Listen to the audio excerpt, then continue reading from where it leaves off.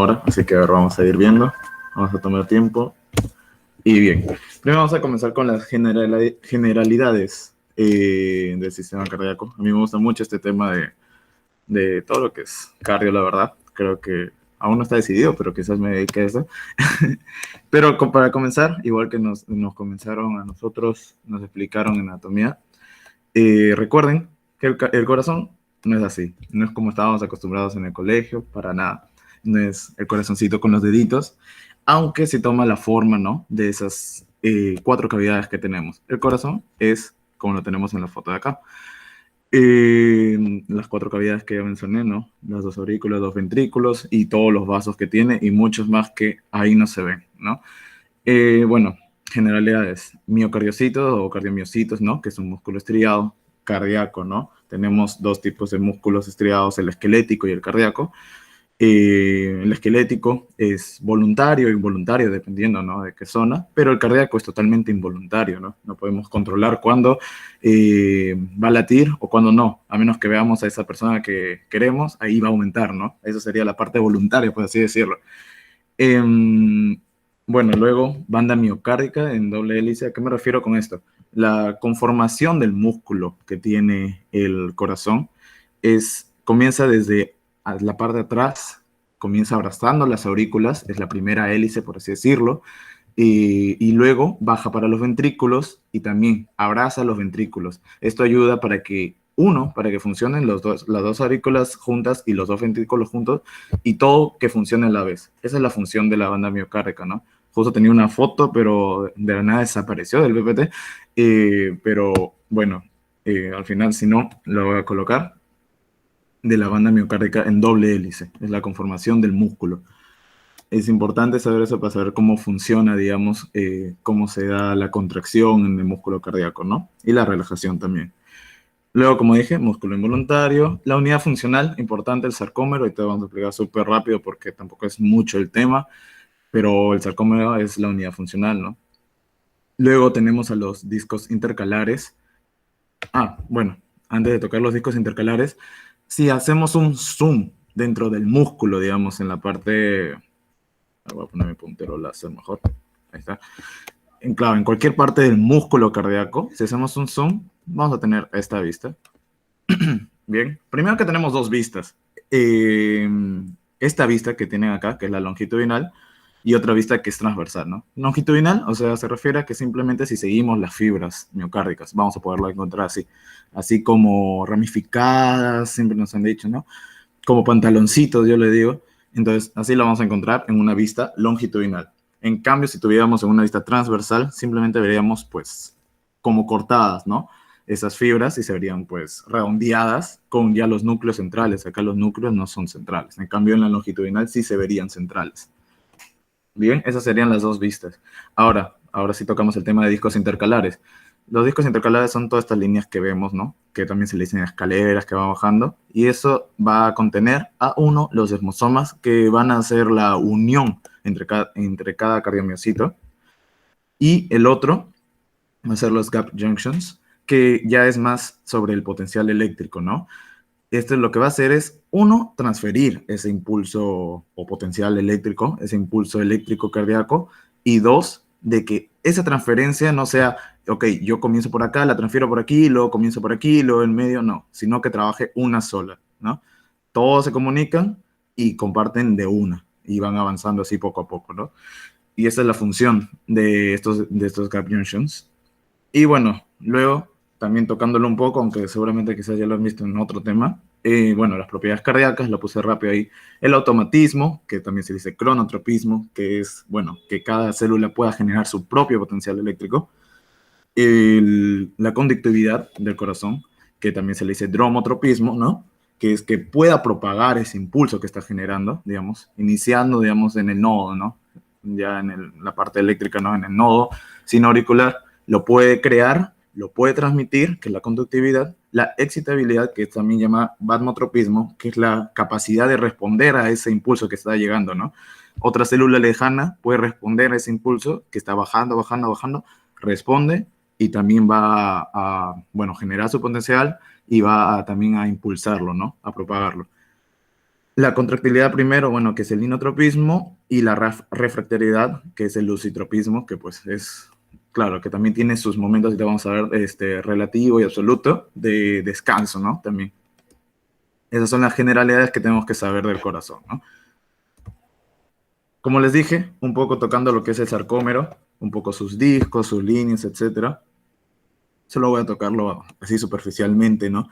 Que bueno, tenemos primero, bueno, así se ve en microscopio, así nos enseñan a nosotros en dibujito, pero en microscopio se ve así, más o menos parecido.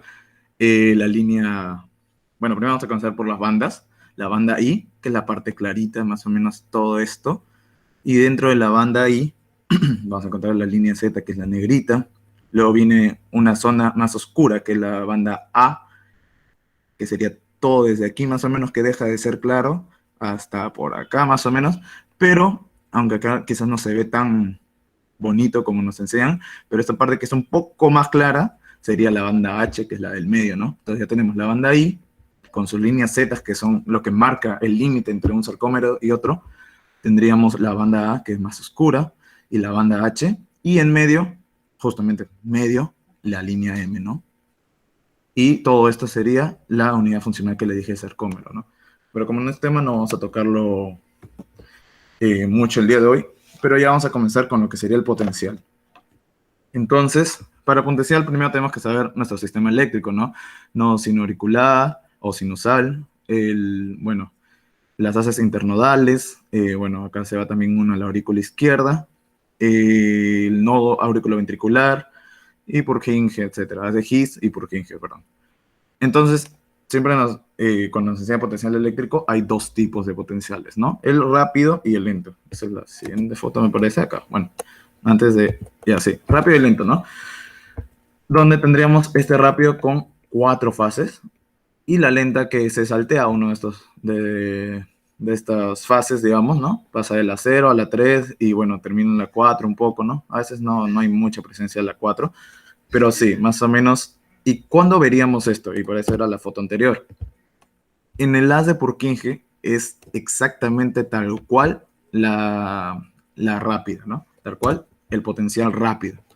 Y en las demás ya podríamos encontrar lo que sería el potencial lento, ¿no? Son más parecidos.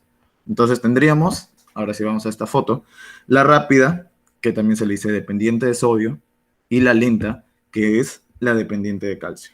La rápida la podemos encontrar, como ya vimos acá en la foto, por ejemplo, en Purkinje. Y si no es en Purkinje, si no hablamos del sistema eléctrico, ¿dónde más podríamos encontrarlo? También en el músculo cardíaco, ¿ok? Esos son los dos lugares donde encontramos la rápida. Y la lenta la encontramos, en cambio, como hemos visto también en esta foto, nodo sinusal o sinoauricular. También la podemos encontrar en aurículos ventriculares, ya en todo lo demás del sistema eléctrico, mejor dicho, ¿ok? Otra diferencia que tienen estos dos potenciales, tipos de potenciales. Bueno, uno pueden ver de dónde inicia, ¿no? Esta es un poco más negativo, ¿no? Inicia desde menos 90 aproximadamente, y esta, en cambio, inicia desde menos 65, menos 70, inicia. Es lo más negativo, es esta. Ahora, también, bueno, acá está el 0, pero el umbral para los dos, o sea, lo que tienen que vencer, va a ser de menos 70 a menos 55. Ahora, otra diferencia es hasta dónde llegan. Miren esta onda, cómo sube, sube, sube. Esta llega aproximadamente hasta, como dice acá, más 20 milivoltios. Estamos hablando de milivoltios todo esto, por si acaso. En cambio, la de acá te puede llegar a más 10 milivoltios por ahí, aproximadamente. Es un poco menos, ¿no? Ya son diferencias. Ahora, vamos a explicar ahora sí cada fase, rápido también porque no es exactamente lo del tema, pero en la fase 0, vamos a comenzar por la rápida. En la fase 0 vamos a tener una entrada excesiva de sodio, ¿ok?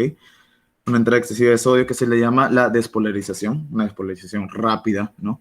Entra sodio a nuestras células, a los cardiomicitos, y comienza, como el sodio tiene una carga positiva, comienza a positivizarse la célula, ¿no? Se positiviza, positiviza, pasa el umbral, obviamente y llega hasta más 20 milivoltios, que es el máximo. Esto gracias al voltaje simplemente. Es por canales de voltaje, entra el sodio. Luego tenemos ya nuestra fase 1. Nuestra fase 1 también se le llama repolarización lenta.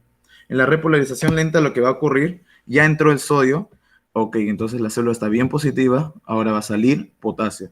Pero como es lento, es que no es que salga en grandes cantidades, como vamos a ver en la fase 3, que es gigante la caída.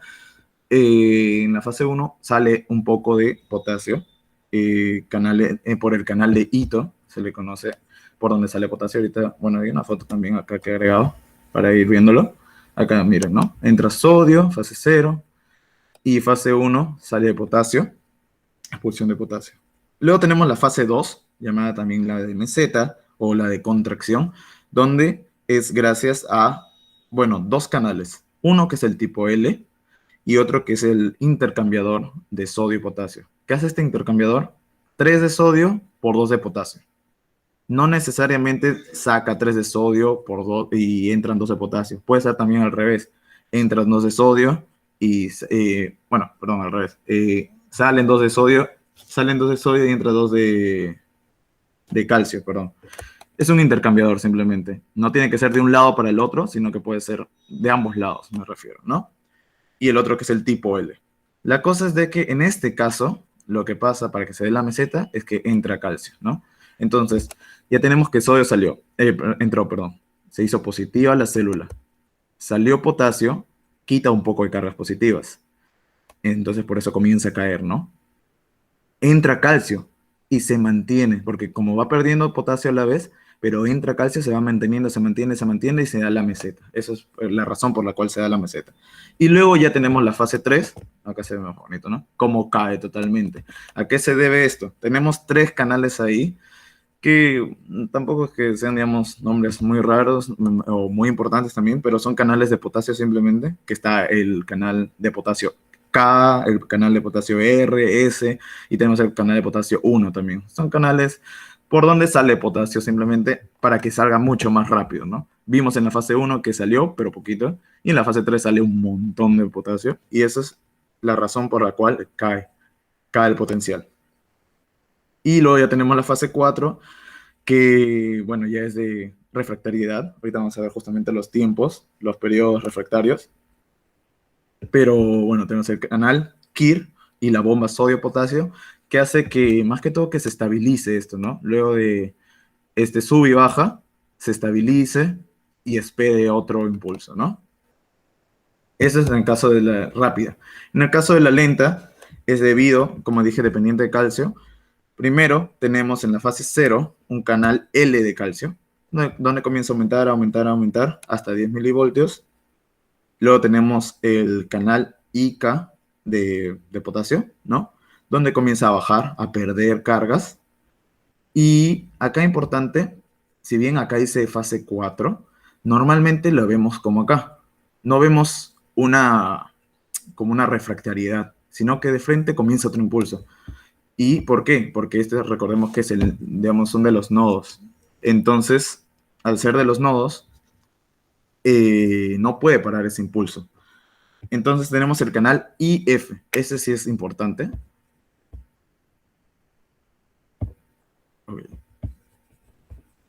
Ok, el canal IF es importante porque es el que nos permite el automatismo. Permite que vuelva a darse ese impulso sin necesidad de una refractariedad, sin necesidad de esperar. Este canal de IF también es controlado por ibravardina, que es un medicamento, que es el que permite que lo disminuya, ¿no? Es el que este canal IF es bloqueado por... Creo que a mí me sale un error. Sí se ve bien, ¿verdad? Porque me sale acá un error a veces. ¿Me confirman? Sí se ve. Ok. Es bloqueado por esta ibravardina y es por eso de que puede disminuir, digamos, la frecuencia cardíaca, etcétera, ¿no? Entonces, bien, sigamos. Me voy a dejar de convertir un ratito porque no me deja avanzar. Un segundo. Sale un error y no sé por qué. A ver, ya creo que sí, ahora sí.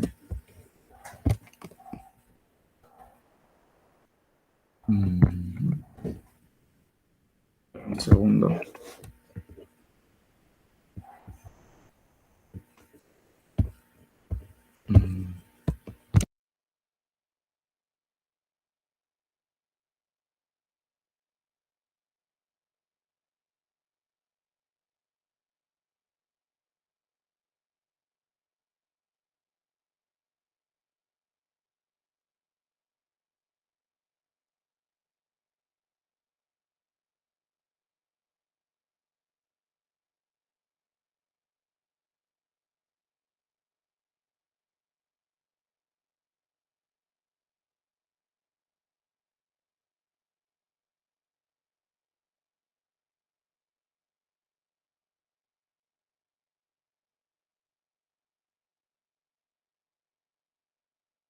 Bien, un segundo porque no me deja compartir, no sé por qué. Pero bien, bueno, vamos a seguir hasta que mi computadora me deje compartir el documento. Pero ya, les iba, está cargando, ok. Les iba comentando, ¿no? De los canales, ¿no? En el rápido tenemos primero lo de sodio, como les dije, entrada de sodio, luego tenemos la fase 1, que sería por el potasio, y ahora sí ya me cargo, listo, genial. Me avisan si es que se ve de nuevo. Vamos a tenerlo así. Sí se ve, ¿verdad? Sí. Ya, perfecto. Bien, vamos a seguir así porque no sé por qué no me deja. Vamos a compartirlo acá. Ya. Bien. Ya, esto ya les había explicado. Ya, y acá. Listo. Como les dije, el IF es el importante, en esta es la diferencia, que es el que nos deja que se repita este impulso seguido. Recordemos que lento es en los nodos, en todo el sistema eléctrico, excepto en lo de Purkinje, que es bien parecido al rápido. Pero el IF es el que nos deja que en los nodos repita este potencial eléctrico. O sea, termina y gracias a este canal IF no se da una fase necesariamente larga de relajación como se da en la rápida, sino que se repite y se da y se da y se da, ¿no? Bien, súper rápido la parte de potencial de reposo. Acá tenemos los dos potenciales, el rápido, acá tenemos el lento también, y vemos el absoluto, que tenemos hasta la mitad de la fase 3, aproximadamente tenemos la 0, la 1, la 2, y mitad de la fase 3. ¿Qué es lo que pasa acá? En la absoluta, nada, ningún estímulo va a generar una contracción, o un inicio de potencial de acción, mejor dicho. Entonces, sea cual sea la fuerza, cual sea del potencial de acción que se quiera dar, no va a permitir que se dé en este periodo refractario absoluto. Luego tenemos el relativo, que es ya terminando desde la mitad de la fase 3 hasta el final ya de la fase 3, es el relativo donde depende de la fuerza de ese estímulo. Si el estímulo es fuerte, pues puede darse, puede generarse, ¿no?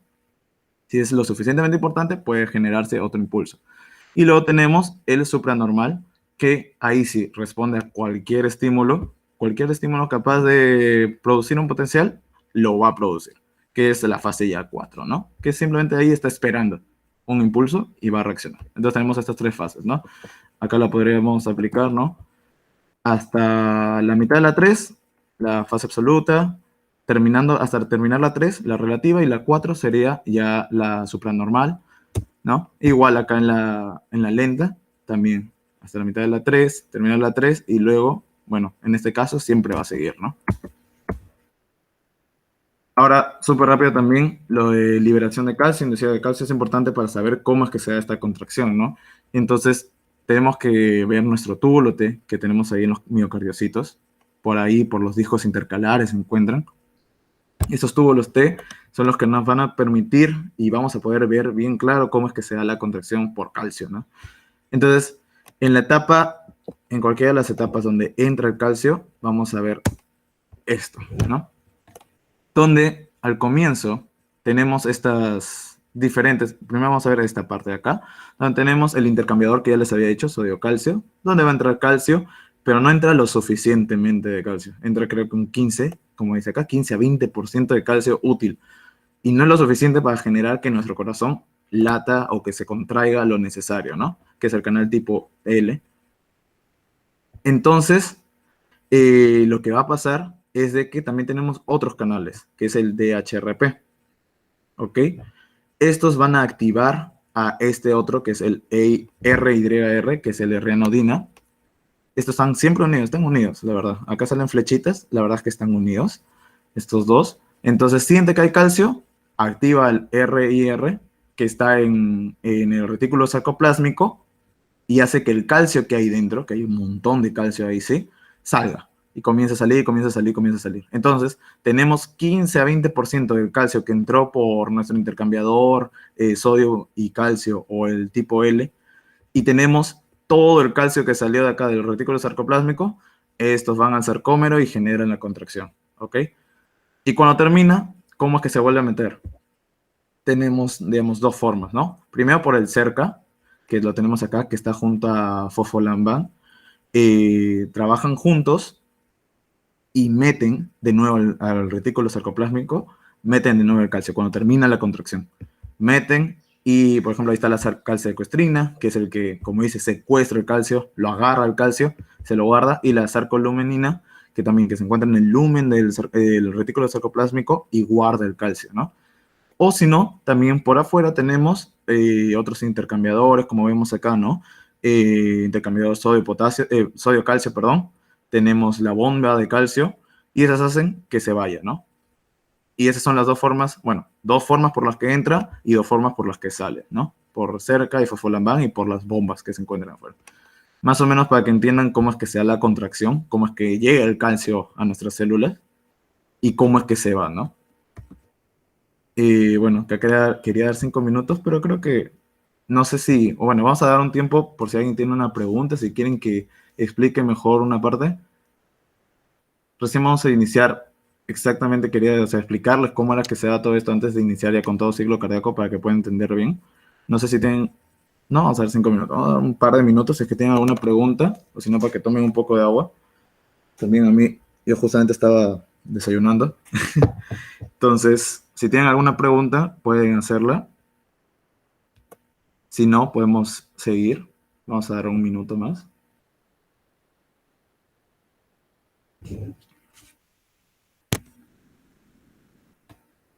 Me dicen todo bien. Bien, entonces creo que ya podemos seguir. Ya me hidraté también. Ahora sí, vamos a comenzar ya netamente lo que es ciclo cardíaco, pero también un preámbulo. Tenemos que saber bien estos términos porque luego cuando lo esté mencionando quizás se pierda. Hay que saber bien estos términos. Precarga, poscarga, volumen sistólico, volumen telesistólico y volumen telediastólico. Entonces, en el volumen, lo que es precarga, vamos a hablar de presión. También se le dice que es la distensión de las fibras miocárdicas, pero en verdad la precarga es de presión. Presión por el volumen que llega y distiende el ventrículo, ¿no? Entonces, en lo que sería la diástole, baja el volumen en la sangre de la aurícula al ventrículo. Esa presión con la que cae, digamos, es lo que es la precarga, ¿no? Entonces, obviamente, esa presión va a depender del retorno venoso, ¿no? O sea, me refiero a todo lo de las venas recogen la sangre, con lo que llega a la aurícula y luego va a caer al ventrículo, va a dar una presión. Entonces, la precarga va a depender mucho de esa presión. ¿Cuánta sangre regresa al corazón, no? Y la contracción de la aurícula, porque ahorita vamos a ver las fases. La aurícula va a tener que botar la sangre, ¿no? Y al final también se contrae un poco. Entonces, depende de eso, la precarga, obviamente.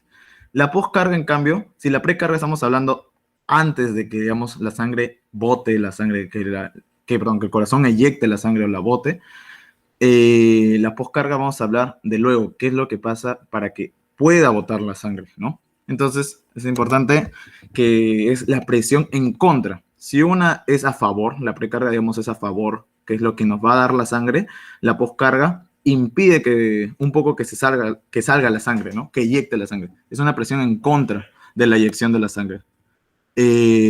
También se le llama tensión o estrés de la pared, ¿ok? Y depende mucho de la resistencia vascular periférica o también la pulmonar, una de las dos, depende si estamos hablando del lado izquierdo o derecho del corazón. ¿Cómo así? Bueno, nuestras arterias, en todo lo que es, sí, todas nuestras arterias pues tienen una presión. Esa presión va a jugar en contra, ¿no? Porque no va a permitir que la sangre salga del corazón, ¿no? Entonces, tiene que vencer nuestro corazón esa presión para que pueda recién botarse esa sangre, ¿no? Y otra cosa de la cual depende, aparte de la resistencia vascular periférica, es la geometría, digamos, del ventrículo. Por ejemplo, en una persona que esté con una insuficiencia cardíaca o etcétera, está crecido el corazón, están crecidas las paredes o algo, se va a ver afectado, obviamente. Entonces, digamos, no va a poder trabajar de la misma manera que una persona sana. Entonces, la poscarga va a ser peor, ¿no? Si una persona tiene una hipertensión, va a ser más difícil eyectar la sangre. Si una persona tiene una insuficiencia, va a ser más difícil eyectar esa sangre y la poscarga pues va a ser mayor, ¿no? Entonces tenemos estos dos términos: precarga, con lo cual llega la sangre al corazón, y poscarga, la presión que juega en contra a la salida de la sangre, ¿no? Luego tenemos el volumen sistólico, que es el volumen, es el otro nombre, volumen de eyección, simplemente, que es cuánto va a eyectar el corazón, cuánto de sangre va a eyectar. Y lo podemos calcular fácilmente con la fórmula que tenemos abajo, que es volumen telediastólico, o sea, justo ahorita vamos a ver qué es el telediastólico, o sea, lo que queda al final de la diástole, todo lo que haya de sangre en el corazón, menos el telesistólico. El telesistólico es cuánto se va a quedar el corazón luego de la contracción, ¿no? Entonces, ¿cuánto se llenó? Con cuánto salió, nos va a decir cuánto ha salido de sangre, ¿no? Aproximadamente son 70 mililitros por un latido, ¿no? Gracias a este volumen sistólico también podemos hallar la fracción de eyección, que nos va a dar en porcentaje cuánto es lo que, la cantidad de sangre que ha eyectado el corazón, ¿no? Que ha botado el corazón. Que el valor normal para personas sanas es de 50 a 75. Mientras más va bajando, vamos a poder hablar de una insuficiencia, etcétera, ¿no? Luego tenemos el volumen telesistólico, que ya lo mencioné acá arriba, pero es el volumen remanente, es el volumen que queda luego de una contracción, luego de una sístole. O sea, el corazón se contrae, bota sangre, pero no bota toda la sangre de su ventrículo, se queda con una cantidad. Eso es aproximadamente de 60 a 40 mililitros. Eso es con lo que se queda el corazón. Siempre va a haber un pequeño remanente. Y el volumen telediastólico es lo contrario. ¿Cuánto es el volumen con el que realmente al final, el remanente al final de la diástole? O sea, se comienza a llenar, ok, ¿cuánto es lo que se llena, no? ¿Cuánto es toda la sangre que llena todo el ventrículo? Aproximadamente es de 120 a 140 mililitros por latido, ¿no? Entonces, teniendo estos dos cálculos, podemos hacerlo de arriba de nuevo, ¿no? 120, 140 aproximadamente, menos el telediastólico, menos el telesistólico, que es aproximadamente 60, 40, nos puede dar aproximadamente unos 70 mililitros, que es lo que bota el corazón en cada latido. Bota 70 mililitros de sangre en cada latido. Esos son los 5 términos importantes, digamos, que tienen que saber para ahorita poder explicar el ciclo cardíaco. También rápido e importante es la ley de Starling, que es, la verdad es que lo que nos habla es de la contracción. Tenemos que pensar, como vimos al comienzo, los miocardiocitos, cuánto se contraen, ¿no? Cuánto es la distancia. Eso es lo que mide la ley de Starling. Sin embargo, también lo dicen por volumen, etcétera, ¿no? Pero en verdad la ley de Starling lo que explica es la distancia de contracción, ¿no? Entonces, puse esta foto porque es muy bonita. Acá puse también el link de donde encontré esta foto, porque le estaba buscando una foto que explicara bien bonito esto, y no había, muchos explicaban del volumen, todo, pero es la fuerza de contracción, como les digo, ¿no? Entonces, tenemos aquí abajo la longitud de la fibra, ¿no? O el volumen ventricular también puede ser, ¿no? La longitud de la fibra, si aumenta cuánto se contrae la fibra, o sea, yo tengo una fibra, ¿no? Fibra miocardio, un cardiomiocito. Si aumenta cuánto se contrae, la distancia de contracción, pues va a aumentar el volumen sistólico. Esto es lo que nos dice. Es directamente proporcional. O sea, mientras más se contraiga, más volumen va a querer botar. Es obvio, porque es como agarrar un resorte. Mientras más lo estiro, más lo acerco, luego cuando regrese, porque un resorte siempre va a regresar, va a ser mayor, ¿no? Igual esto, mientras más se contraiga, más volumen va a botar, ¿no? Es directamente proporcional, como les dije. Y obviamente, ¿cómo es que se contrae más? Debido a un volumen, ¿no? Al volumen ventricular. O sea, mientras más volumen ventricular, mayor contracción de la fibra, mayor volumen sistólico, debido a una mayor tensión, ¿no? Que genera en la fibra. ¿Y a qué se debe esta longitud de la fibra y el volumen, ¿no? ¿A qué se debe? ¿Debido a qué puede, digamos, aumentar o disminuir? Uno, depende del mismo tejido, si es que es elástico o no. Hay unas hipertrofias que son donde no permite, donde está duro el corazón, donde está la pared está dura. Entonces, si no es elástica la pared, obviamente esa fibra no se va a elongar. Si está, o sea, dura, o lo contrario, si es que está ya flácida, si ya no funciona, por ejemplo, en una insuficiencia, no va a poder contraerse, pierde esa elasticidad. Entonces, la longitud va a estar elongada, digamos, pero no se va a poder contraer, no va a poder tener esa función de contracción. Y el otro por mecanorreceptores de los cardiomiocitos, ¿no? Que pueda recepcionar toda esa información y decir, ok, me voy a contraer, ¿no? Depende de estas dos cosas, que se pueda contraer la célula, el cardiomiocito, y que pueda botar pues la sangre. Y acá algo importante, que la excepción, por así decirlo, de esta regla, es de que, ok, es obvio de que me voy a contraer más, voy a botar más sangre, pero tiene que haber un límite siempre, ¿no? No puedo contraerme un montón y voy a poder seguir botando toda la sangre que yo quiera. No, hay una fuerza máxima. O sea, esta ley de Starling tiene un tope, por así decirlo, ¿no? Que es 2,2 micrómetros. O sea, cuando ya se contrae hasta 2,2, genera una fuerza máxima de botar sangre, ¿no? De volumen sistólico. Luego de esto, mayor a esto, pues ya estamos hablando también de algo patológico. Si bien menos es patológico también, o sea, de que si no se contrae lo suficiente, va a ser patológico. Si se contrae de más de 2,2 micrómetros, también va a ser patológico. Estamos hablando ya también de que puede luego generar una insuficiencia porque se estiró tanto que tenemos el ventrículo gigante ya, ¿no? Entonces eso es lo que nos explica más o menos la ley de Starling. Ojalá haya quedado ahí claro. Luego también, bueno, un poco de, aunque supuestamente medicina no es tanto matemáticas, la verdad es que sí, hay unos cuantos cálculos. Y entonces vamos a comenzar desde acá arriba. El gasto cardíaco, que es la cantidad de sangre que vamos a usar, digamos que vamos a botar, que son aproximadamente 4 o 5 litros de sangre, ¿no? ¿Cómo lo vamos a encontrar? Por la frecuencia cardíaca, por el volumen sistólico. La frecuencia cardíaca se va a ver cambiada, se va a ver alterada quizás, ya sea para bien o para mal.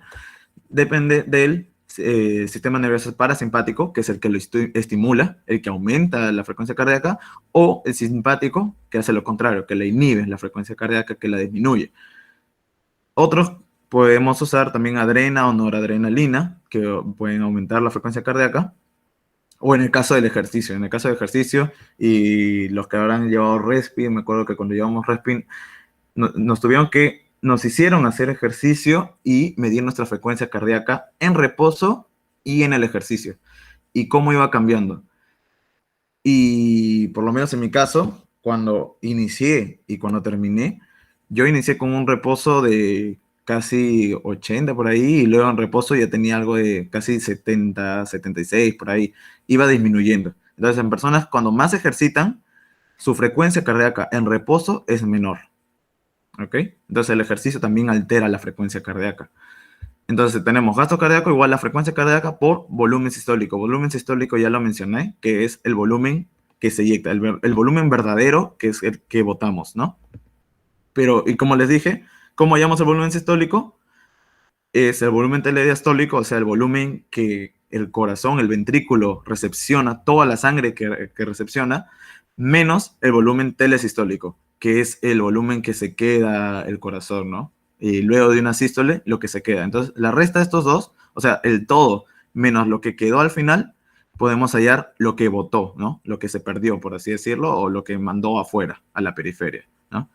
Esa sería la fórmula.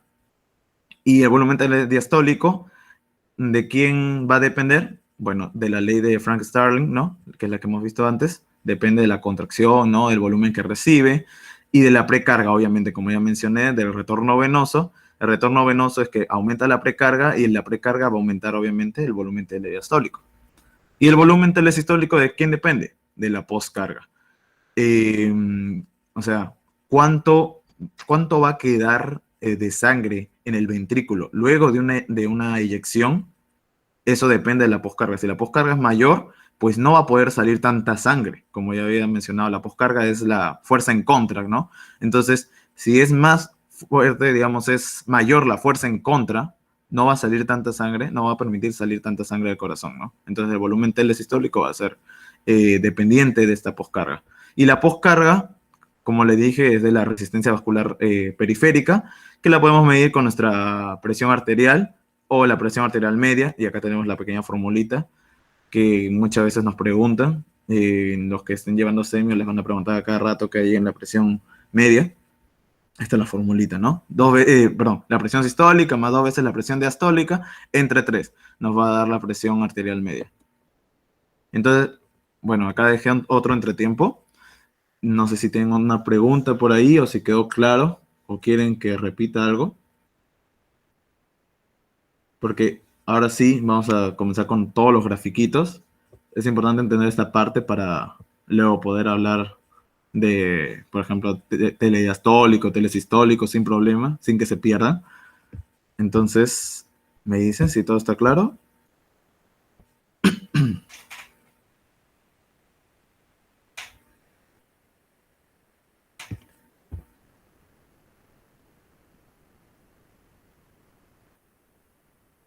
Ok.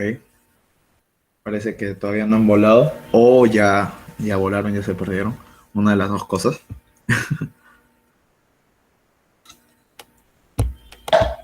A ver. Entonces, luego este pequeño entretiempo para hidratarse, para respirar y tratar de acordarse. Vamos a seguir. Ahora sí con todos los grafiquitos. Y ya habiendo visto todo lo que era precarga, postcarga, telesistólico, volumen sistólico y el telediastólico, podemos entender un poquito más cómo va esta grafiquita, ¿no? Entonces, bueno, vamos a comenzar desde acá, desde el punto A. Y vamos a tener, antes que eso, tienen que entender bien esta gráfica. Abajo vamos a tener lo que es volumen. Vamos a hablar de mililitros, lo que es volumen. Y aquí en vertical tenemos lo que es presión, hablando obviamente en milímetros de mercurio. Entonces, el corazón, como les dije, siempre, ya sea en sístole, bueno, siempre se queda con una pequeña cantidad de sangre, ¿no? Me refiero al volumen telesistólico, ¿no? O sea, luego de la sístole no es que pierda toda la sangre, siempre se queda con una cantidad. Dijimos que era aproximadamente 60, también acá dice 50 de volumen, mililitros, ¿no? 50 mililitros de volumen aproximadamente. En este caso, para hacerlo didáctico en esta foto, siempre colocamos 50 mililitros de mercurio, bueno, mililitros, que es el volumen que se queda el corazón siempre, ¿ok? Y acá abajo vamos a tener el punto A. Vamos a comenzar con lo que sería la diástole, ¿ok? Entonces, luego de bueno, el proceso siempre es pues sístole, diástole, y acá vamos a iniciar con una diástole. O sea, ya terminó la sístole, y ¿qué es lo que pasa cuando termina la sístole? Para que comience a llenarse el corazón, porque diástole es el llenado del corazón, para que comience a llenarse el corazón, va a necesitar de que esté cerrado la puerta de salida, o sea, la puerta de la aórtica y la pulmonar, va a necesitar que esa esté cerrada y que esté abierta, en cambio, la puerta hacia la entrada de sangre, que es de la aurícula al ventrículo, que es, claro, las válvulas auriculoventriculares o las sigmoideas. Necesita que esa esté abierta, ¿no? Y comience a entrar sangre, gracias a eso. O sea, la válvula mitral en este caso, o también puede ser la tricúspide, se abre y comienza a entrar sangre. Y acá vemos cómo va aumentando, no la presión, sino el volumen. Va aumentando, va aumentando, va aumentando. 50, 70, 90, 110, aproximadamente 120, como vimos, es lo que se llena el corazón. Se va llenando, periodo de llenado, justamente acá mencioné. Ahorita vamos a ver las fases, pero se llena el corazón, se llena y llega a este punto B, cuando ya se llenó lo suficiente el ventrículo. Dice, ok, ya estoy listo. Por presión, por juego de presiones, y esto ustedes pueden hacerlo agarrando botellas y con agua para entenderlo mejor. eh, Cuando ya se llenó toda la cavidad del ventrículo, por presión va a querer subir. ¿Okay? Dice, ya está lleno el ventrículo, ¿a dónde me voy? Está cerrada la puerta hacia la aorta o hacia la arteria pulmonar, ¿a dónde me voy? Solo me queda la aurícula.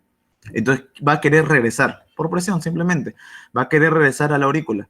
Y por eso es que tenemos el punto B, que es cuando la válvula de la aurícula y del ventrículo, o sea, las válvulas auriculoventriculares o sigmoideas, se va a tener que cerrar para que no pueda pasar esa sangre, para que se quede en el ventrículo.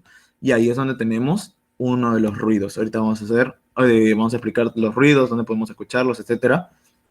Vamos a tener un ruido. Y el segundo ruido. Entonces se va a cerrar y perdón, el primer ruido, se va a cerrar y vamos a poder tener toda la sangre en el ventrículo. Luego de eso, esa sangre igual que está en el ventrículo va a ser de que el ventrículo comience a contraerse. Ahí tenemos la contracción isovolumétrica. ¿Qué es lo que pasa? Tenemos toda la sangre en el ventrículo. El ventrículo comienza a contraerse sin perder volumen, porque todo está cerrado, las dos puertas están cerradas, simplemente comienza a ganar presión. ¿Por qué necesita ganar esa presión? Para poder vencer a la presión de la aorta. En este caso estamos hablando todo de la parte izquierda del corazón. Entonces, va a necesitar ganar presión para que pueda vencer la presión de la aorta y pueda salir recién la sangre para afuera. Entonces, va a aumentar, va a aumentar. Acá estaba casi en cero y va aumentando la presión, va aumentando la presión, va aumentando hasta que llega a un tope y ya vence la presión de la aorta, que es la postcarga, que es lo que les mencioné, ¿no?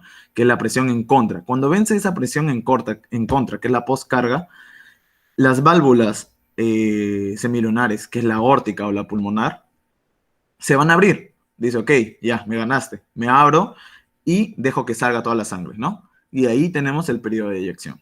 Sale toda la sangre y vamos a ver cómo, primero, bueno, una parte rápida, luego una parte lenta, pero sigue saliendo la sangre. Y luego vemos cómo es que va cayendo la presión, obviamente porque el ventrículo se queda sin sangre ya, va cayendo la presión y la sangre va a querer de nuevo, igual como pasó acá al comienzo, va a querer volver, va a querer volver. Y para que no vuelva la sangre al corazón, ahora ya no a la aurícula, sino volver al ventrículo, para que no regrese de las arterias al ventrículo, se necesita cerrar esa puerta, ¿no? Esa válvula, que es la válvula aórtica, la pulmonar, se necesita cerrar y ahí ya la sangre va a quedar, digamos, afuera, ¿no? El ventrículo se queda con 50 mililitros, como les dije, y la sangre ya está en la periferia, ¿no? Luego de eso, ¿qué es lo que pasa? Ya estamos acá en el punto D. Bueno, cada vez que se cierra la válvula es un ruido, como les estaba mencionando, ¿no? Acá, obviamente, cuando se vuelve a cerrar, esta válvula aórtica o pulmonar también va a tener otro ruido. Ahora, nuestro ventrículo se quedó con 50 mililitros de sangre, pero con mucha presión, porque está contraída, se contrayó para botar toda esta sangre. Entonces, lo único que pasa acá, igual que acá hubo una contracción isovolumétrica, donde tenía un montón de sangre y simplemente ganó presión, acá no va a tener ningún volumen, simplemente va a perder presión. O sea, de lo contrario que está, comienza a soltarse, a soltarse, a soltarse, a soltarse, a soltarse, hasta que se relaja. Relajación isovolumétrica, ¿no? Va bajando la presión y se repite el ciclo de nuevo. Entonces se abre, ¿no?, la válvula, entra sangre, se cierra la válvula auriculoventricular y comienza a contraerse, a ganar presión, se abren las válvulas semilunares o aórtica y pulmonar, sangre da sangre y se cierra. Y así es el ciclo. Así tenemos el ciclo cardíaco, ¿no? Acá entonces tenemos el volumen, ya sabemos cuánto es, digamos, lo que se llena, cuánto es lo que se eyecta, cuánto es lo que se queda del corazón, ¿no? Y así tenemos, digamos, lo que es el ciclo cardíaco. Acá, bueno, ahora sí vamos a ir con lo que son las fases, ¿no? Del sístole y la diástole. Y es que no es que simplemente se llena y bota la sangre. No, tiene unas fases y esas hasta a veces se pueden escuchar, se pueden ver, se tienen que, claro, verificar que todo esté bien, ¿no? Entonces vamos a iniciar primero, si bien acá iniciamos con una diástole, ¿no? Iniciamos con el llenado, acá vamos a iniciar con una sístole, ¿ok? Entonces, lo primero que pasa, bueno, acá puse un pequeño GIF, ¿no? Donde acá menciona los dos, pero acá vamos a hablar solo de la sístole, que es esta parte de ahorita, cuando está botando toda la sangre, en esa parte. Entonces, como ya había mencionado, más o menos entendiendo este dibujo, vamos a poder entender las fases. Lo primero que pasa para que inicie la sístole va a ser de que las aurículas, perdón, la válvula auriculoventricular se va a cerrar. O sea, luego de una diástole, luego de que ya se estaba llenando el corazón, y cuando el ventrículo tiene más presión que la aurícula y la sangre quiere volver a la aurícula, que es lo que le mencioné aquí, ¿no? Que la sangre ya va ganando presión y quiere volver a la aurícula y por eso se tiene que cerrar. Y les dije que era el primer ruido, eso es lo que pasa, ¿no? Entonces, el ventrículo gana presión, quiere regresar la sangre a la aurícula y no se puede porque justamente se cierra esa válvula auriculoventricular, ya puede ser la mitral o la tricúspide, se cierra y forma el primer ruido de Korokov. Son, bueno, normales, son 2, podemos encontrar hasta 4 ruidos. Ahorita vamos a explicar cada uno. Y entonces ese sería el primer ruido que podemos escuchar, ¿no? Que podemos auscultar. Justamente ahorita luego voy a hablar de los focos donde se pueden auscultar, ¿no? Este ruido es el más largo y audible. Y luego tenemos, luego de que ya se cerró esta válvula, justo la que estoy señalando acá, las aurículos ventriculares, estas dos, se cierra y como les dije, hay una contracción isovolumétrica, que significa que sin cambiar el volumen, sin que haya un aumento del volumen o disminución, o sea, no hay ni pérdida ni ganancia de volumen, porque ya el ventrículo está lleno, sin que cambie el volumen, aumenta la presión. ¿Cómo? Comienza a contraerse solito el ventrículo, ¿no? Que es la fase de contracción isovolumétrica, ¿no? Iso, que es igual, y volumétrica, pues de volumen, ¿no? Es igual volumen, solo que aumenta la presión.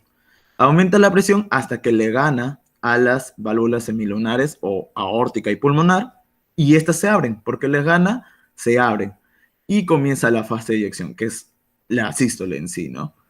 Cuando ya se abren estas válvulas, comienza la eyección máxima, que sería la parte de aquí arriba. Se abre las bueno, en este caso aórtica, y comienza a eyectarse toda la sangre, ¿no? Esas serían las fases de la sístole, ¿no? En sí, la fase sería la contracción y la eyección, más que todo, ¿no? Pero acá les expliqué paso a paso cómo es que se va dando. Ahora, sigamos con ese orden, vamos a la diástole. Entonces, luego de que ya se eyectó la sangre, como les dije, de las arterias va a querer regresar por presión, porque el ventrículo al botar toda la sangre pierde presión, ¿no? Entonces quiere regresar de las arterias al ventrículo, la sangre. Entonces, ¿qué es lo que pasa?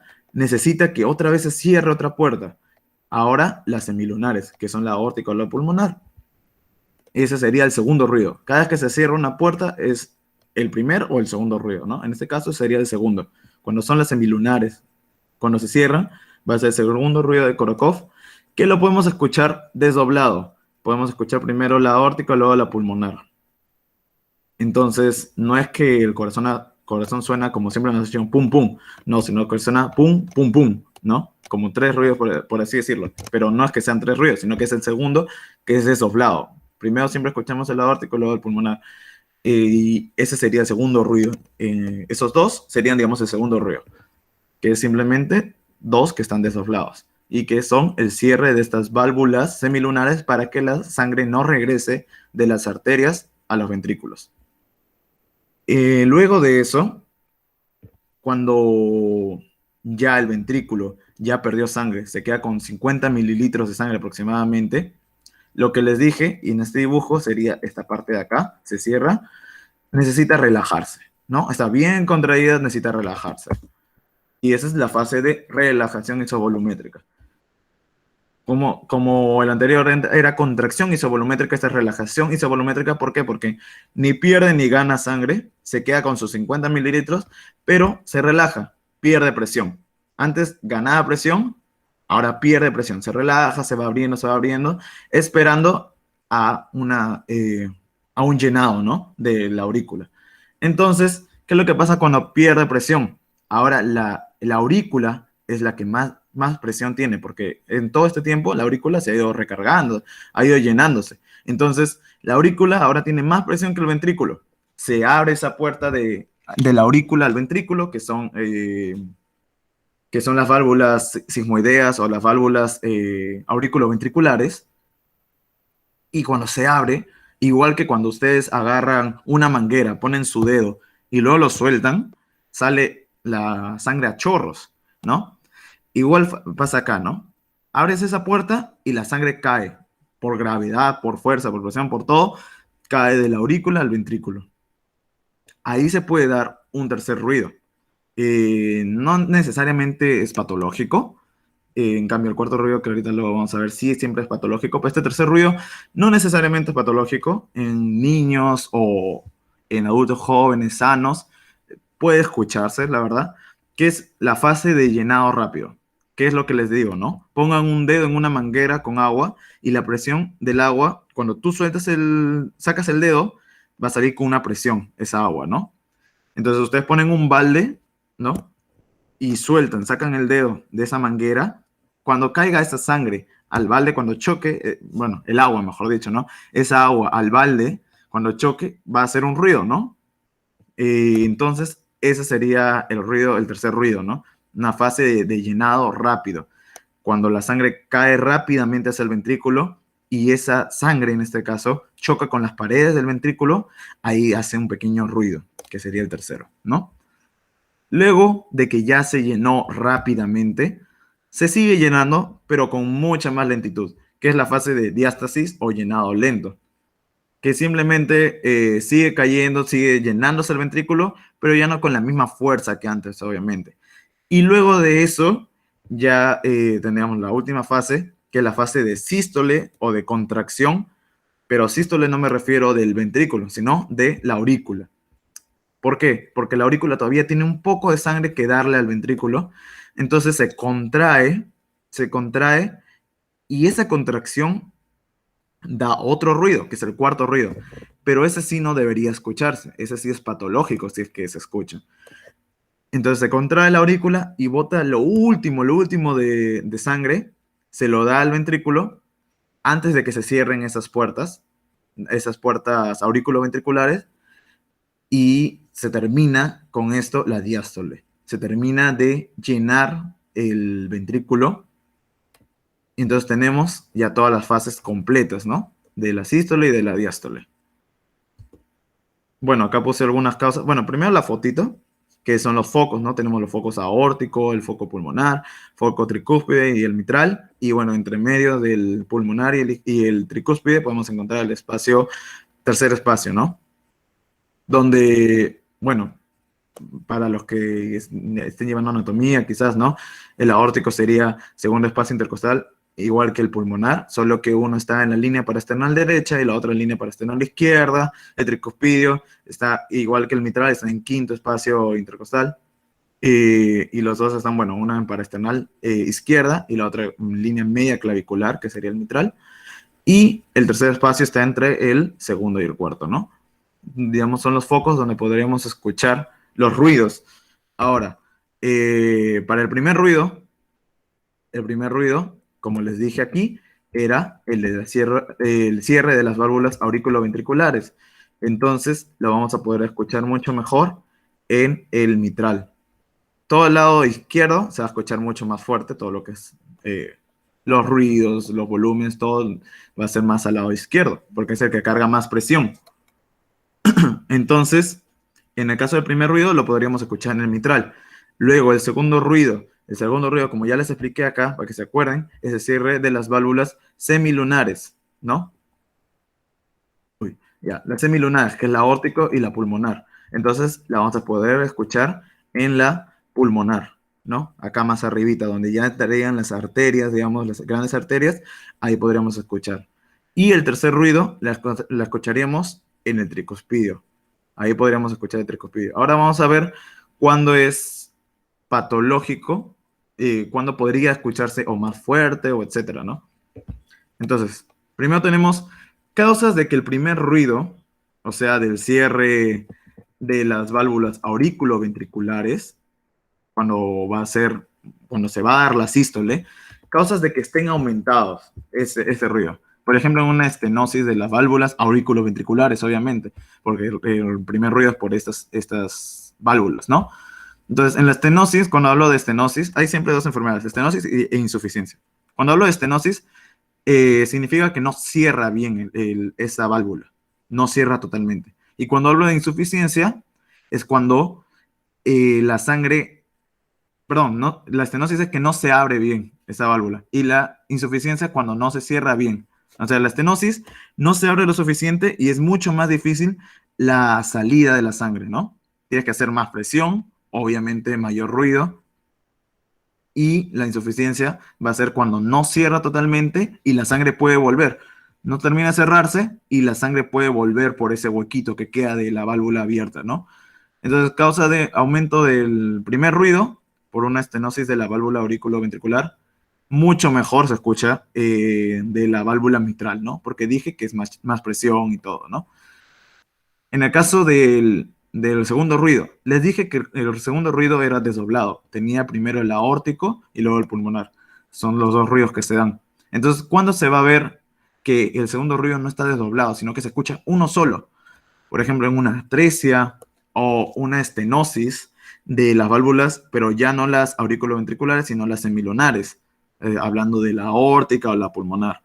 Otra enfermedad podría ser la tetralogía de Fallot, que son 4 enfermedades o 4 características, digamos, del corazón, donde se podría estar aumentado ese segundo ruido, que sería, por ejemplo, si es que hay una comunicación entre los ventrículos, hay una obstrucción en la arteria pulmonar o en la salida de la arteria pulmonar, o cuando la aorta está sobre la parte interventricular, o cuando hay una dilatación del ventrículo, esa es la tetralogía de Fallot. Cuando hay alguna de estas, no vamos a escuchar el segundo ruido desdoblado, sino vamos a escuchar solo uno, ¿no? Ahora, causas del tercer ruido. Bueno, como les dije, no es necesariamente patológico. Por ejemplo, en niños, adultos jóvenes sanos, lo podemos encontrar.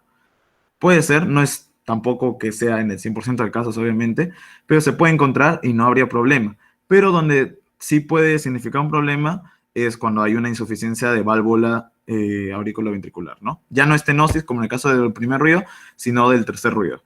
Recordemos que el tercer ruido es cuando cae la sangre de la aurícula al ventrículo. Cae, choca con las paredes, entonces va a aumentarse este ruido en esta enfermedad. Insuficiencia de válvulas auriculoventriculares. ¿Por qué? Porque si hay la posibilidad de que la sangre regrese del ventrículo a la aurícula, que es el caso de la insuficiencia, que no cierra bien, si hay la posibilidad de que regrese, va a regresar un poco de sangre a la aurícula y cuando tenga que hacer la contracción, cuando vaya a botar más, cuando la aurícula vaya a botar sangre al ventrículo, va a haber mucha más sangre que botar. Entonces va a caer mucha más sangre y como va a caer mucha más sangre, va a sonar mucho más fuerte, obviamente, el tercer ruido. Y bueno, lo tenemos el cuarto ruido, que es la contracción auricular, ya lo último, la aurícula lo que bota, que también siempre es patológico, a diferencia del tercer ruido, que no siempre es patológico. Si encontramos un cuarto ruido, en cualquiera de los focos, es siempre patológico, no debería encontrarse. Este es prácticamente lo mismo que hemos visto en el anterior ciclo cardíaco, pero ahora sí hace diferencia entre cada lugar, ¿no? Y ahora, como ven acá están las fases que mencioné antes, y voy a explicarlo porque, a ver, el rojito, vamos a seguir la línea rojita, toda esta línea rojita va a significar la presión ventricular. Vamos a hablar del lado izquierdo, obviamente, porque es el que mejor nos dibuja todo esto. El rojito, como les digo, sería la presión ventricular. La línea puntiaguda de aquí abajito sería la presión auricular izquierda, ¿no? Entonces, rojo, ventrículo izquierdo. La línea puntiaguda de abajo sería la aurícula izquierda. Y la línea puntiaguda de acá arriba sería la presión, pero de la aorta. Entonces vamos a ver cómo juega el corazón y las arterias para poder eyectar ese volumen, esa sangre, etcétera, ¿no? Entonces, si bien acá comenzamos con la sístole, vamos a comenzar un poquito antes, aquí con la diástole, ¿no? Entonces, vemos cómo el corazón más o menos por aquí se está llenando, llenando. Ese sería, como vemos que no aumenta mucho acá, prácticamente nada, prácticamente está recto, sería pues la diástasis, que es el llenado lento. Y aquí que aumenta un poco, recuerden que esta parte es presión, ¿no? Ahorita estamos viendo presión. Cuando aumenta un poco la presión, es porque hay contracción, ¿no? Contracción auricular, le da lo último de sangre y ahora sí, comenzamos con la sístole y ahora lo vamos a explicar mejor esta parte. Comenzamos con la sístole. Comienza con el primer ruido, que es el cierre de las válvulas auriculoventriculares para que el ventrículo no regrese la sangre hacia la aurícula, ¿no? Cierran estas válvulas auriculoventriculares y comienza lo que sería lo que les dije como contracción isovolumétrica, ¿no? Comienza a ganar presión el ventrículo sin ganar volumen ni perder volumen, solamente gana presión para poder vencer esa postcarga que viene de afuera, de la presión arterial, todo, etcétera, ¿no? Aumenta, aumenta, aumenta, aumenta, miren, está aumentando hasta casi 80, y ahí ya vence a la presión de la aorta. Vence la presión, acá se comió una R, vence la presión de la aorta y el ventrículo quiere botar esa sangre, ¿no? Y para que pueda botar esa sangre tiene que abrir esas puertas. ¿Cuáles puertas? Las válvulas semilunares, que serían la aórtica o la pulmonar. Entonces se abren esas puertas para que pueda salir esa sangre que venció la presión, venció la presión de la aorta. Entonces abren las puertas y comienza a salir la sangre a chorros, contracción isovolumétrica. Y, bueno, perdón, contracción isovolumétrica no, la expulsión, la fase de eyección rápida. Comienza a botar sangre, a botar sangre. Sigamos esta línea puntiaguda, de puntitos o de rayitas, ¿no? Que sería de la presión, ¿no? Acá fue ganada por la presión del ventrículo, la roja le ganó a la negrita, y vemos que está por debajo. Pero ¿qué pasa en esta parte de acá?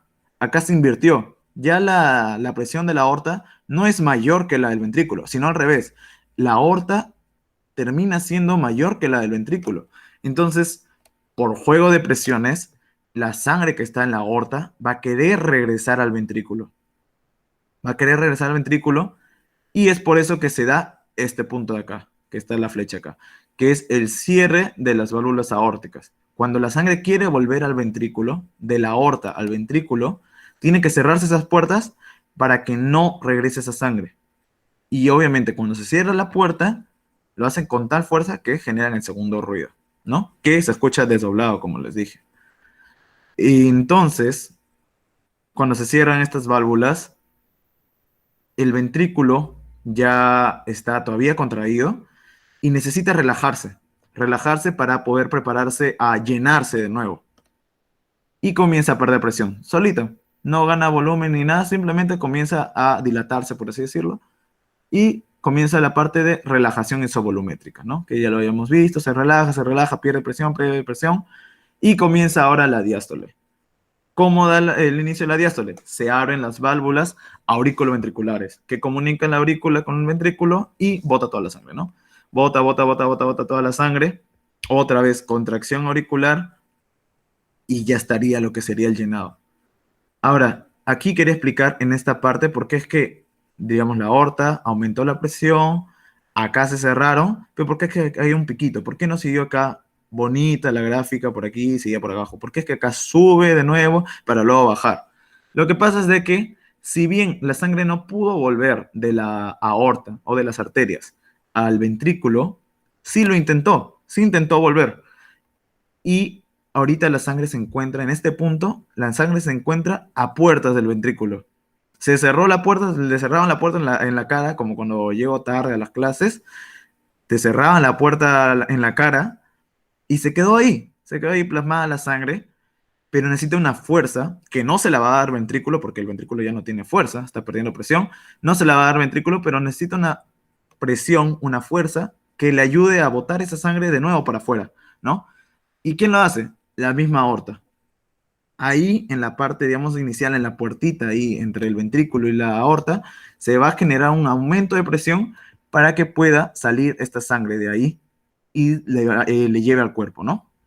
Aumenta, por eso acá dice la presión un poco, una nada, la verdad, un poquito, aumenta la presión y ya cuando la sangre ya se fue, ahí recién ya va a disminuir la presión tranquilamente, ¿no? Hasta la siguiente sístole, ¿no?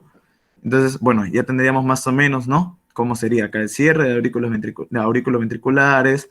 Comienza a ganar presión, le gana la aorta, comienza a eyectarse, pierde volumen, pierde obviamente presión, se cierran las válvulas aórticas o las pulmonares también, y el ventrículo comienza a dilatarse, a perder presión, se abren las válvulas auriculoventriculares y comienza el llenado.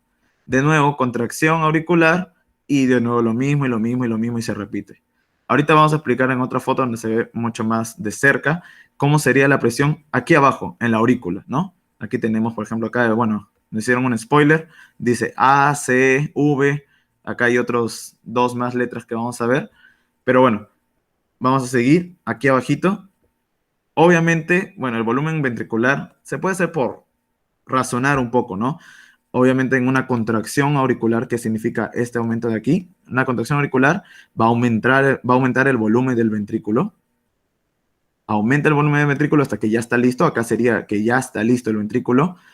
Comienza a ganar presión. Como ahora estamos hablando de solo volumen, no aumenta cuando habla de contracción isovolumétrica, simplemente se queda estática, ¿no?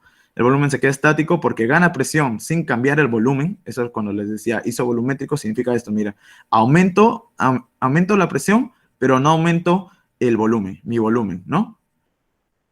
Eso es la contracción isovolumétrica. Y luego cuando ya es la contracción, obviamente el ventrículo va a disminuir, ¿no? Está perdiendo sangre.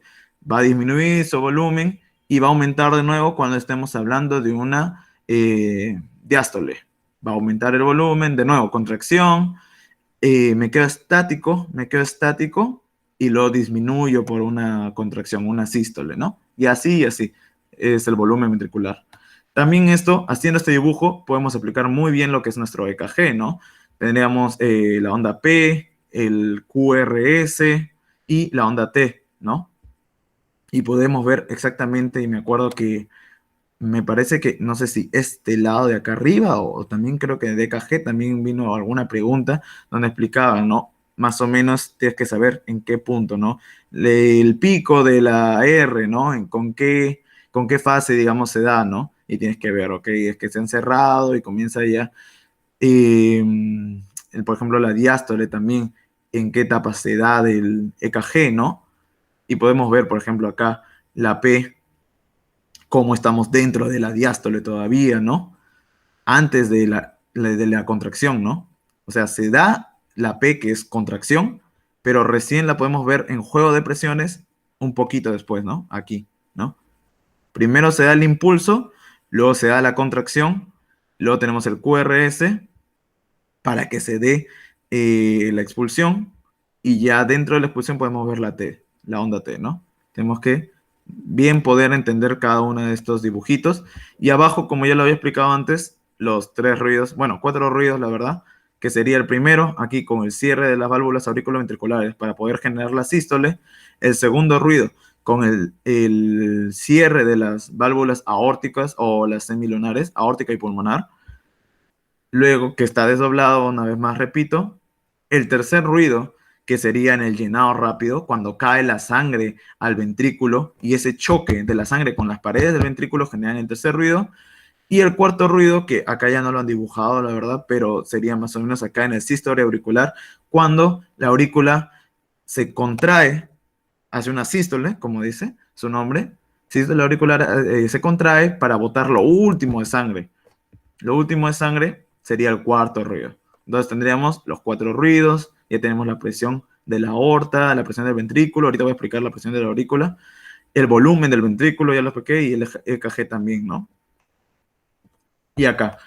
Entonces, este sería el juego de presiones, pero ya no en la aorta, ya no en el ventrículo, sino en la aurícula. Luego voy a poner también otra foto donde ven cuánto es la cantidad de presión en cada lado. Y la verdad es que en lo que es aurículas son las menores presiones. Las presiones llegan casi hasta cero. 0 a 8 aproximadamente en algunos lados, ¿no? Entonces, vamos a comenzar con la onda. Bueno, primero explicar de que cuando sea para arriba van a ser ondas. Por ejemplo, acá tenemos onda A, esta sería onda C y onda V. Y cuando está para abajo sería valles, ¿no? Valle X y valle Y, ¿no? Que está igualito acá. A, C, V y falta la X y la Y, ¿no? Acá no la han escrito. Pero entonces, este pico o esta onda A, si estamos hablando de aurícula, va a significar que es, como vemos, es la parte más alta. ¿En qué momento la aurícula va a tener la mayor presión? Va a ser en la contracción auricular, simplemente, ¿no? Cuando ya terminó, ya está terminando la diástole y necesita botar eso último de sangre que le queda a la aurícula, necesita botarlo al ventrículo, se da este aumento. Aumenta la aurícula de presión para botar eso último de sangre, bota lo último de sangre y la aurícula se relaja un poco. Se relaja y debería tener su valle X normal, pero acá hay un aumento, acá hay una C, que la podemos ver aquí, ¿no? Está la A contrae y luego comienza a relajarse, relajarse, relajarse. ¿Y por qué es que se proporciona la onda C? La onda C, bueno, acá también la podemos ver, ¿no? La onda va a ser porque en el ventrículo, y esto tenemos que tenerlo junto a este, con el ventrículo, ¿no? Aquí, ¿no? El ventrículo, como vemos, está aumentando la presión, ¿no? Ya tiene toda la sangre, pero comienza a aumentar su presión. Entonces, ¿qué es lo que pasa con la aurícula? Las válvulas, y acá justamente por eso es que puse una foto de una válvula, ahí está. Busqué, busqué, busqué, y esta fue de las mejores que encontré, la verdad. Quería buscar una real, pero no encontraba, me maté buscando esta foto. Pero las válvulas, acá estamos viendo desde el ventrículo, estamos viendo las válvulas auriculoventriculares, ¿no? Digamos que es la mitral o es la tricúspide. Bueno, tiene tres, así que es la tricúspide, obviamente. Entonces estamos en el lado derecho. Estamos viendo el ventrículo, las válvulas y arriba estaría la aurícula. Vemos que está como apuntando para abajo, o sea, mirando hacia el ventrículo. ¿Qué es lo que pasa? El ventrículo se llena de sangre, se llena de sangre, y cuando se llena de sangre, esta presión, les dije, a pesar de que está cerrada las válvulas, va a querer regresar a la aurícula. Entonces, estas válvulas que están mirando hacia abajo, hacia el ventrículo, se van a invertir.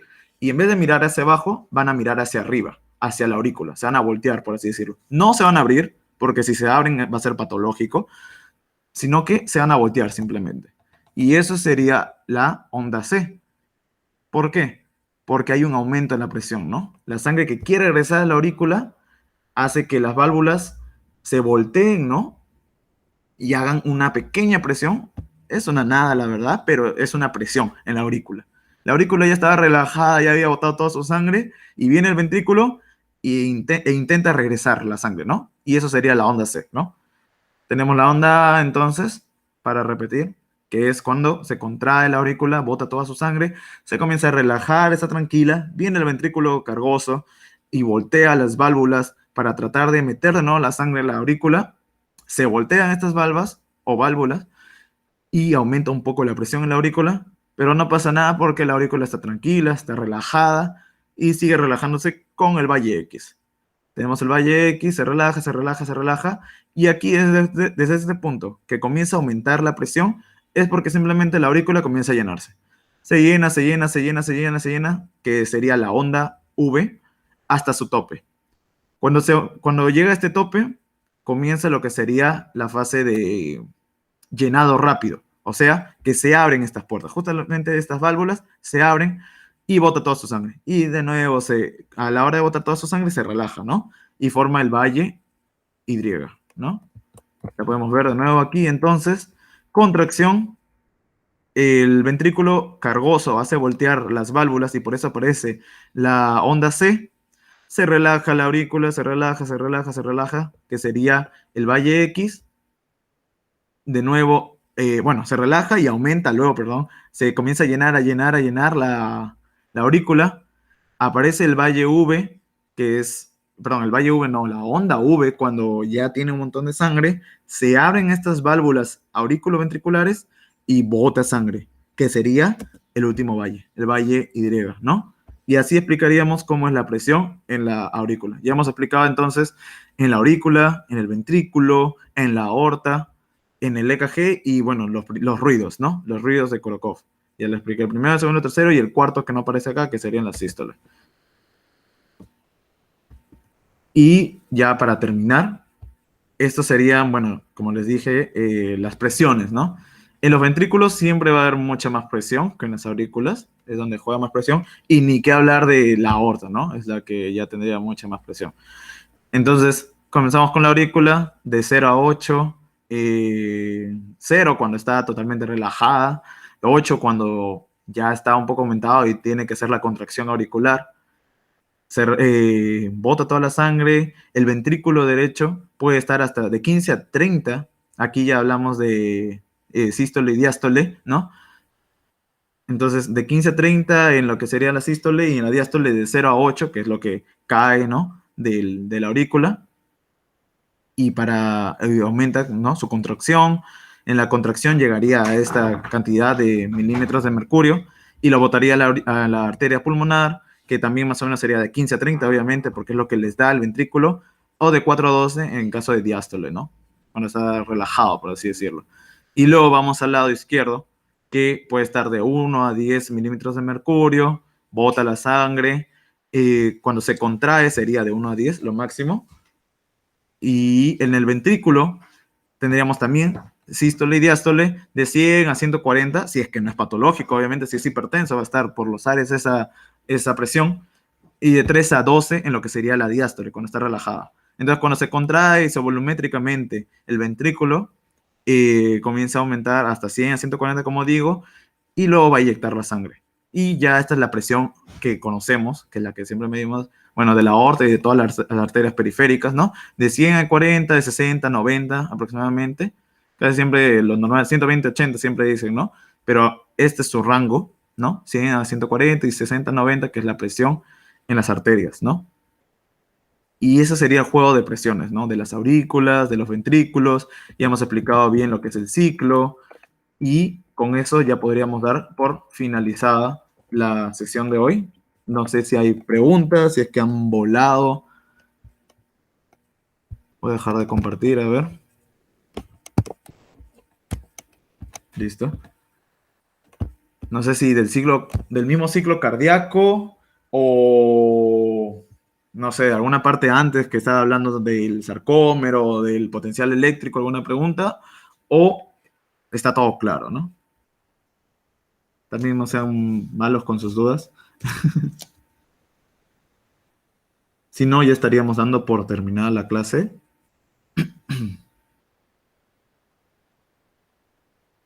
Todo claro, me dicen. Ok. Entonces ya están listos ahí para su examen. Ojalá que en vez de marearlos, les haya explicado lo más clarito posible para que luego den su examen. No sé si todos son de quizás segundo o tercer año, no tengo claro de qué año son, pero esto lo van a ver, creo que cada año lo he visto. En los 4 años ya que voy, todos los años veo siempre cardio, cardio, cardio, cardio. Entonces ya se va quedando. Entonces, ojalá haya quedado claro y un gusto, la verdad. Muchas gracias. Gracias, Anthony. Gracias, muchas gracias por el repaso, estuvo muy completo y muy bueno. Esperamos tenerte para próximas repasos de cardio. Y bueno, este video va a ser subido también a YouTube, así que ahí lo pueden encontrar. Y muchas gracias por su asistencia y gracias a ti, Anthony. Ok, hasta luego. Adiós.